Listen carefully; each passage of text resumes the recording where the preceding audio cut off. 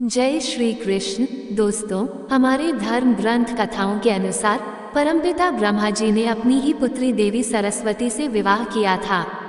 क्या ये सच है या झूठ? देवी सरस्वती और ब्रह्मा जी के बीच कौन सा रिश्ता है, पत्नी का या पुत्री का? क्या आप जानते हैं भगवान ब्रह्मा जी ने कितने विवाह किए थे? जिस भगवान ने सारे संसार और इस संपूर्ण सृष्टि का निर्माण किया है, उनकी ही पूजा आराधना क्यों नहीं होती है? आखिर भगवान शिव शंकर ने क्यों काटा ब्रह्मा जी का 5वां शीश, और किसके श्राप के कारण ब्रह्मा जी की पूजा नहीं होती है? इसी तरह के कुछ महत्वपूर्ण प्रश्नों के उत्तर जानने के लिए आज हम परमपिता भगवान ब्रह्मा जी की कुछ रहस्यमयी कथाओं का श्रवण करेंगे। इसलिए आप इस वीडियो में हमारे साथ अंत तक बने रहिए। दोस्तों, सबसे पहले प्रश्न के अनुसार हम जानते हैं कि देवी सरस्वती और ब्रह्मा जी का क्या रिश्ता है। पौराणिक मान्यताओं के अनुसार इस संसार के 3 ही देव हैं, जिन्हें हम ब्रह्मा, विष्णु और महेश के नाम से जानते हैं। इसमें ब्रह्मा जी का कार्य सृष्टि का निर्माण करना है, भगवान विष्णु इसके पालनहार है और भगवान शिव शंकर इसके संहारक या विनाशक है। हम आपको बता दें, आज विज्ञान में हम जिस मल्टी यूनिवर्स के कॉन्सेप्ट के बारे में सुनते हैं, उसका जिक्र हमारे ब्रह्मांड पुराण में पहले से ही विद्यमान है, जिसके अनुसार हर एक ब्रह्मांड में एक ब्रह्मा है और उनकी आयु निश्चित कर दी गई है। दोस्तों, हम सभी तो जानते ही हैं कि ब्रह्मा जी का जन्म भगवान श्री हरि विष्णु के नाभि कमल से हुआ है, तथा शिव पुराण के अनुसार ब्रह्मा जी का जन्म सदाशिव और शक्ति ने अपने दाहिने अंग से किया था और फिर उन्हें श्री विष्णु के नाभि कमल में स्थापित कर दिया था। इस प्रकार से परमपिता ब्रह्मा जी की उत्पत्ति हुई है। जब ब्रह्मा जी इस संसार का निर्माण कर रहे थे, तब उन्हें ज्ञान की आवश्यकता पड़ी थी, इसीलिए उन्होंने अपने ही मन से एक विद्वान स्त्री की उत्पत्ति की थी और उसे अपने मुख से बाहर निकाला था, जिसका नाम सरस्वती रखा गया। इसी के अनुसार सरस्वती भगवान ब्रह्मा के मन से उत्पन्न होने के कारण उनकी मानस पुत्री हुई।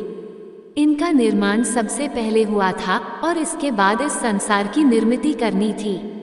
इसीलिए पूरे ब्रह्मांड में जो भी उत्पन्न होगा, वो केवल ब्रह्मा जी से ही, उनके तेज, मन और बुद्धि से निर्माण हो सकता था। इसी कारण से ये देवी सरस्वती उनकी कृति है, जिन्हें पुत्री नहीं कहा जा सकता है। आपको बता दें कि जब ब्रह्मा जी का जन्म हुआ था, तब वे ना ही पुरुष लिंगी थे और ना ही स्त्रीलिंगी। वे एक अविकसित जीव थे और उनका केवल एक ही सिर था। फिर भगवान श्री हरि ने उन्हें उनके जैसा ही यह स्वरूप प्रदान किया और उन्हें बुद्धि प्रदान करते हुए संसार निर्मिति का कार्य सौंप दिया। अपितु ब्रह्मा जी जिस तरह से ब्रह्मांड की निर्मिति कर रहे थे, ठीक उसी प्रकार से उन्होंने खुद भी अपनी आवश्यकताओं के अनुसार अपने शरीर में तथा बुद्धि में बदलाव किए। हम जब भगवान ब्रह्मा को देखते हैं तो उनके 4 सिर हैं और वे एक पुरुष देवता हैं।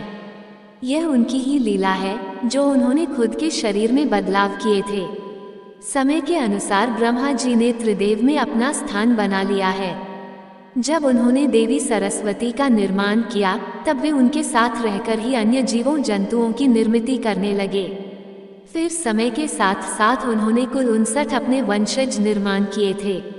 पुराणों के अनुसार ब्रह्मा जी के मानस पुत्र मन से मारीचि, नेत्र से अत्रि, मुख से अंगिरस, कान से पुलस्त्य, नाभि से पुला, हाथ से क्रतु, त्वचा से भृगु, प्राण से वशिष्ठ, अंगुष्ठ से दक्ष, छाया से कंदर्प, गोद से नारद, इच्छा से सनक, सनंदन, सनातन, संतक कुमार, शरीर से स्वयंभू मनु, ध्यान से चित्रगुप्त आदि। पुराणों के अनुसार भगवान विष्णु के नाभिकमल से आविर्भूत चतुर्मुख प्रजापति ब्रह्मा की उत्पत्ति हुई। फिर ब्रह्मा के 17 पुत्र और एक पुत्री शत्रुपा का जन्म हुआ। ब्रह्मा के उक्त 17 पुत्रों के अलावा भी उनके भिन्न भिन्न परिस्थितिवश पुत्रों का जन्म हुआ। ब्रह्मा के पुत्र विश्वकर्मा, अधर्म, अलक्ष्मी, 8 वसु, 4 कुमार, 14 मनु, 11 रुद्र, पुलस्त्य, पुला, अत्रि, क्रतु, अरणी, आंगिरा, रुचि, भृगु, दक्ष, कर्दम, पंचशिखा, वोढु, नारद, मरीचि, अपांतरात्मा, वशिष्ठ, प्रचेता, हंस, यति आदि मिलाकर कुल 59 पुत्र थे ब्रह्मा के। पुराणों में ब्रह्मा पुत्रों को ब्रह्मा आत्मा वै जायते पुत्र ही कहा गया है। ब्रह्मा ने सर्वप्रथम जिन 4 सनक, सनंदन, सनातन और सनत कुमार पुत्रों का सृजन किया, उनकी सृष्टि रचना के कार्य में कोई रुचि नहीं थी। वे ब्रह्मचर्य रहकर ब्रह्म तत्व को जानने में ही मगन रहते थे। इन वीतराग पुत्रों के इस निरपेक्ष व्यवहार पर ब्रह्मा को महान क्रोध उत्पन्न हुआ। ब्रह्मा के उस क्रोध से एक प्रचंड ज्योति ने जन्म लिया। उस समय क्रोध से जलते ब्रह्मा के मस्तक से अर्धनारीश्वर रुद्र उत्पन्न हुआ। ब्रह्मा ने उस अर्धनारीश्वर रुद्र को स्त्री और पुरुष 2 भागों में विभक्त कर दिया। पुरुष का नाम का और स्त्री का नाम यक रखा। प्रजापत्य कल्प में ब्रह्मा ने रुद्र रूप को ही स्वयंभू मनु और स्त्री रूप में शत्रुपा को प्रकट किया। दोस्तों, अब हम जानते हैं कि जिस तरह भगवान श्री हरि विष्णु और भगवान शंकर ने इस सृष्टि के कल्याण हेतु समय समय पर जन्म या स्वयं अवतार लेकर धर्म की रक्षा की है, वैसे ही भगवान ब्रह्मा जी ने भी अपने कुछ अंश अवतारों को जन्म दिया था। विष्णु पुराण और ब्रह्म वैवर्त पुराण में ब्रह्मा के 7 अवतारों का वर्णन है और रामायण के जामवंत जी को भी ब्रह्मा जी का अंश कहा गया है। उनके क्रमशः नाम है महर्षि वाल्मीकि, महर्षि कश्यप, महर्षि बच, चंद्रदेव, बृहस्पति, कालिदास, महर्षि खट और जामवंत। अब हम जानते हैं कि जिस सरस्वती से भगवान ब्रह्मा ने विवाह किया था वह अलग है तथा उनका निर्माण भगवान श्री विष्णु और आदि शक्ति ने अपनी दिव्य शक्तियों से किया था, जिसका वर्णन हमें ब्रह्म वैवर्त पुराण में मिलता है, जो सती भारती के नाम से भी जानी जाती है, जो भगवान श्री हरि के मुखारविंद से उत्पन्न हुई थी, जो देवी महालक्ष्मी है, अतः लक्ष्मी देवी नहीं। श्री हरि से जो उनका सत्व प्रधान रूप उत्पन्न हुआ, देवी का वही रूप सरस्वती कहलाया है। ये तो सच है कि देवी सरस्वती का वर्ण श्वेत है, उनकी छवि बहुत सुंदर है। वे वागीश्वरी नाम से भी प्रख्यात है। उनके 2 हाथों में वीणा और पुस्तक है और 2 में माला एवं श्वेत कमल है। और जो ब्रह्मा जी की पुत्री देवी महासरस्वती है, उनका भी वर्ण श्वेत है। कुछ काल के पश्चात देवी महासरस्वती का भगवान श्री हरि विष्णु के साथ तथा सरस्वती का ब्रह्मा जी के साथ विवाह संपन्न हुआ था। देवी महासरस्वती का स्वरूप देवी ब्रह्मचारिणी के समान माना जाता है। शायद ये बात आपको समझ नहीं आई होगी, लेकिन हम आपको बताते हैं। सनातन धर्म शास्त्रों में 2 सरस्वती देवियों का वर्णन आता है, एक जो ब्रह्मा की पत्नी सरस्वती एवं एक ब्रह्मा की ही पुत्री तथा दूसरी श्री विष्णु की पत्नी सरस्वती है।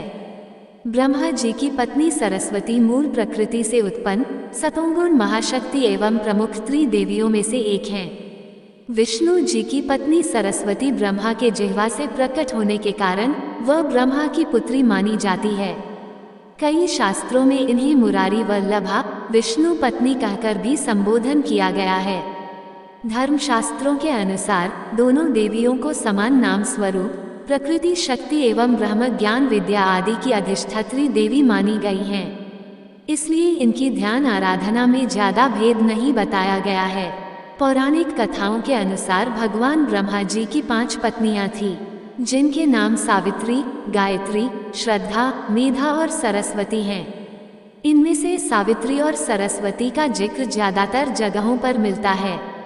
सरस्वती से विवाह के पश्चात भगवान ब्रह्मा और देवी ने धरती पर अवतार लेकर अपना गृहस्थ जीवन यापन किया। इसी दौरान उन्होंने स्वयंभू मनु और देवी शत्रुपा को जन्म दिया, जो कि संसार के सबसे पहले स्त्री और पुरुष हैं। कुछ सालों के पहले जब देवी सरस्वती ब्रह्मा जी के साथ रहकर सृष्टि निर्माण का कार्य कर रहे थे, तब उनकी सुंदरता और यौवन को देखकर ब्रह्मा जी कामुकता से भर गए और उन्हें ही पाने के लिए वे उनके पीछे पड़ गए।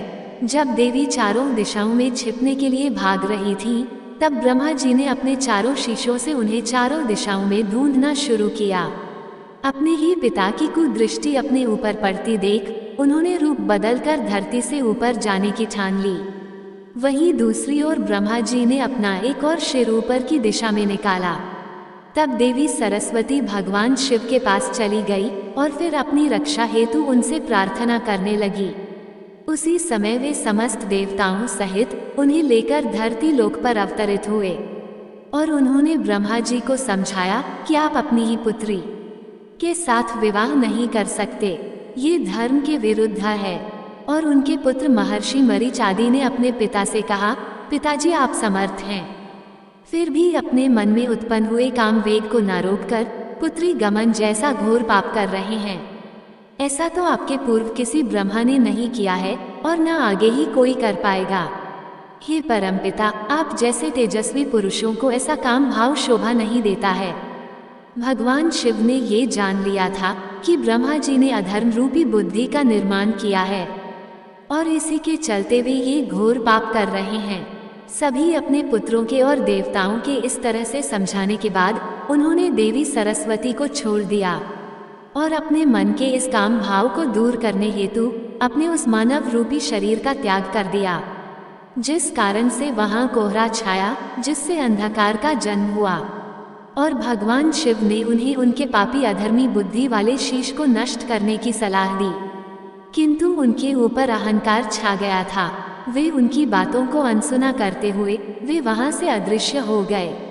तभी उन्हें भगवान शिव ने चेतावनी देते हुए कहा, हे ब्रह्मा, मैं आपके इस अहंकारी बुद्धि वाले शीश के 3 अपराधों को ही क्षमा करूंगा। आपने पहला दुस्साहस हमारा अनादर करते हुए किया है। फिर कुछ समय के पश्चात ब्रह्मा जी ने दूसरा अपराध अपने पुत्र प्रजापति दक्ष के यज्ञ का अनुष्ठान अपने पिता भगवान शंकर और श्री हरि के आगमन के बिना कर दिया था और साथ ही अपने पिता भगवान शंकर और श्री हरि को तुच्छ प्रकार का संबोधन करते हुए अपमानित भी किया था। तब भगवान शिव और श्री हरि अपने नादान पुत्र को माफ कर देते हुए वहां से वे चले गए थे। उसके बाद तीसरी बार जब अपनी श्रेष्ठता दर्शाते हुए स्वयं श्री हरि के साथ इसी विषय पर विवाद किया, तब उसी समय भगवान शंकर वहां उपस्थित हुए और उन्होंने दोनों से यह कहा, आप दोनों में से जो भी इस दिव्य प्रकाश लिंग का अंतिम छोर ढूंढ निकालेगा वही आप में से सर्वश्रेष्ठ होगा। उस समय उनकी बातों को सुनकर श्री हरि नीचे की ओर चले गए और ब्रह्मा जी ऊपर की ओर। कई मीलों का सफर करने के बाद भी जब उन्हें उस लिंग का अंत पता ना चला, तब श्री विष्णु वापस आकर बोले, हे प्रभु, इस लिंग का कोई अंत नहीं है, मैं अपनी हार को स्वीकार करता हूँ। किंतु जब ब्रह्मा जी वापस आ रहे थे तब उन्होंने एक केतकी पुष्प को देखा और उसके साथ अपनी मिली भगत करते हुए अपनी हाँ में हाँ मिलाने को राजी किया। और जब श्री हरि विष्णु और ब्रह्मा जी भगवान शिव के समक्ष उपस्थित हो गए, तब ब्रह्मा जी ने कहा, हे शिव जी, मैंने आपके इस लिंग का अंत ढूंढ लिया है तथा इसके आखिरी छोर पर मुझे ये केतकी का पुष्प मिला। अगर आपको मेरी बातों पर विश्वास ना हो तो आप इस पुष्प से पूछ सकते हैं। तब शिवजी ने ब्रह्मा जी की मूर्खता को स्वीकार कर लिया था, किंतु वहीं केतकी पुष्प ने जब ब्रह्मा जी के झूठ में अपनी हामी मिलाई, तब शिवजी ने क्रोधित होकर केतकी पुष्प को श्राप दिया और कहा, हे पुष्प, मैंने ही तुम्हारा निर्माण किया था और तुम मेरे प्रिय होने वाले थे, किंतु तुमने किसी के अहंकार के वश में आकर स्वयं मुझसे झूठ कहा है, इसलिए किसी भी प्रकार के पूजा पाठ में तुम्हारा उपयोग नहीं होगा। इतना कहने के बाद भी ब्रह्मा जी अपनी श्रेष्ठता को सिद्ध करने का प्रयास करने लगे। ब्रह्मा जी के ऐसे कटु वचनों को सुनकर भगवान शिव ने कहा, हे ब्रह्मा, अब तुमने अपनी सारी हदें पार कर दी है, इसलिए अब तुम जिस मुंह से यह अहंकार भरी बातें कर रहे हो, मैं तुम्हारे अहंकार के साथ साथ इस अहंकारी सिर का अंत कर देता हूँ। ऐसा कहकर भगवान शिव ने अपने त्रिशूल से ब्रह्मा जी का 5वां सिर काट दिया। जब उनका सिर धड़ से अलग हो गया, तब वे अपनी असली रूप को वापस देखकर भगवान शिव और भगवान श्री विष्णु के सामने नतमस्तक होते हुए कहते हैं, हे प्रभु, क्षमा करें, मैंने बहुत बड़ी भूल की है। तब भगवान शिव आशीर्वाद देते हुए वहां से अंतर्ध्यान हो जाते हैं। दोस्तों, अब हम जानते हैं कि आखिर क्यों ब्रह्मा जी की पूजा वर्जित मानी जाती है। पौराणिक कथाओं के अनुसार एक बार भगवान ब्रह्मा और वज्रनाभ नाम के असुर के बीच भीषण युद्ध छिड़ गया था। इसी युद्ध के बीच उनके कमलासन की 3 पंखुड़ी धरती लोक पर जा गिरी। वही स्थान आज राजस्थान में स्थित पुष्कर है। युद्ध के अंत में ब्रह्मा जी ने धरती के कल्याण हेतु एक यज्ञ का आयोजन उसी जगह पुष्कर में किया। उनके कमल के कारण वहां 3 झीलों का निर्माण हो गया। जब यज्ञ का पूरी तरह से आयोजन हो चुका था और ब्रह्मा जी यज्ञ वेदी पर अपना आसन ग्रहण कर बैठे थे, तब उनकी पत्नी सावित्री देवी अनुपस्थित थी और काफी समय तक उनकी प्रतीक्षा करने के बावजूद भी उन्हें आने में विलंब हो रहा था, जिस कारण से शुभ मुहूर्त का समय बीतता जा रहा था। तभी वहां मौजूद सभी ऋषियों तथा श्री हरि के परामर्श से उन्हें अन्य किसी स्त्री के साथ बैठकर इस विधि को पूरा करना था। वहीं भगवान श्री हरि के आज्ञा अनुसार देवर्षि नारद उसी गांव की शास्त्रों में पारंगत देवी गायत्री को ढूंढ कर लाए। देवी गायत्री और ब्रह्मा जी ने विधि अनुसार विवाह करते हुए इस यज्ञ को संपन्न किया। यज्ञ के सभी मांगलिक कार्य पूर्ण होते ही देवी सावित्री जब वहां आई तो उन्होंने देखा कि उनकी जगह पर कोई अन्य स्त्री है। इस बात से उन्हें काफी आहत पहुंची और उन्होंने क्रोध में आकर ब्रह्मा जी सहित भगवान श्री हरि, विष्णु और देवर्षि नारद को श्राप देते हुए कहा, हे नारद, तुमने बिना कुछ सोचे समझे अपने पिता के लिए एक स्त्री का चयन किया है। तुम्हारे अंदर किसी भी स्त्री के प्रति प्रेम की भावना नहीं है, अतः तुमने अपने ही माता के साथ धोखा किया है। इसलिए मैं तुम्हें श्राप देती हूँ कि तुम आजीवन कुंवारे ही रहोगे, तुम्हारा कभी भी विवाह नहीं होगा। क्रोध से आगे बढ़ते हुए सावित्री ने भगवान श्री हरि से कहा, हे श्री हरि नारायण, आप तो इस जगत के पालनहार है, फिर भी आपने ये कैसा दुष्कर्म किया है? एक पत्नी के जीवित होते हुए भी आपने दूसरे विवाह की अनुमति कैसे दी? आपने भी मेरे मन को ठेस पहुंचा दी है। आपको भी स्त्री वियोग सहना पड़ेगा, यह मेरा श्राप है। फिर सबसे अधिक क्रोधित होकर अपने पति ब्रह्मा जी से सावित्री कहती हैं, हे प्रजापति, आपने केवल एक पूजा को संपन्न कराने हेतु मेरा तिरस्कार करते हुए अन्य स्त्री से विवाह किया है। ऐसा करते हुए क्षण भर भी आपके मन में मेरे लिए स्नेह प्रेम का भाव नहीं आया है और आपने जिस पूजा मात्र के हट को पूरा करने के लिए दूसरा विवाह किया है। आज मैं इस सारे संसार को साक्षी मानकर आपको ये श्राप देती हूँ कि आज के बाद इस संसार में आपकी कोई भी पूजा आराधना नहीं करेगा। आप तीनों लोकों में पूजा से बाध्य नहीं रहेंगे। फिर कुछ समय के पश्चात जब देवी सावित्री का क्रोध शांत हुआ, तब भगवान श्री हरि, विष्णु और शिव जी ने उन्हें अपने श्राप को वापस लेने के लिए बहुत मिन्नतें की, पर एक स्त्री के कठोर आचरण ने उन्हें क्षमा न करने की ठान ली थी। तब वे ब्रह्मा जी सहित अन्य देवताओं से कहती हैं, ये तो निश्चित है कि श्री हरि को स्त्री वियोग सहना ही पड़ेगा और मेरे स्वामी ब्रह्मा जी की इस पूरे संसार में केवल पुष्कर में ही पूजा होगी और यही इनकी प्रतिमा स्थापित की जा सकती है। इतना कहकर वे सभी वहां से चले गए। हम सभी यह जानते हैं कि भगवान श्री हरि को राम अवतार में अपनी पत्नी का वियोग सहना पड़ा था और ब्रह्मा जी का पूजा करने योग्य मंदिर केवल राजस्थान के पुष्कर में ही स्थित है। तो दोस्तों, आपको ये जानकारी कैसी लगी कृपया कमेंट करके जरूर बताएं। वीडियो पसंद आया हो तो लाइक करें और अपने दोस्तों के साथ शेयर करें। कमेंट बॉक्स में जय श्री कृष्ण लिखना ना भूलें और ऐसी ही और भी बहुत सारी कहानियों को सुनने के लिए चैनल को सब्सक्राइब जरूर करें। धन्यवाद।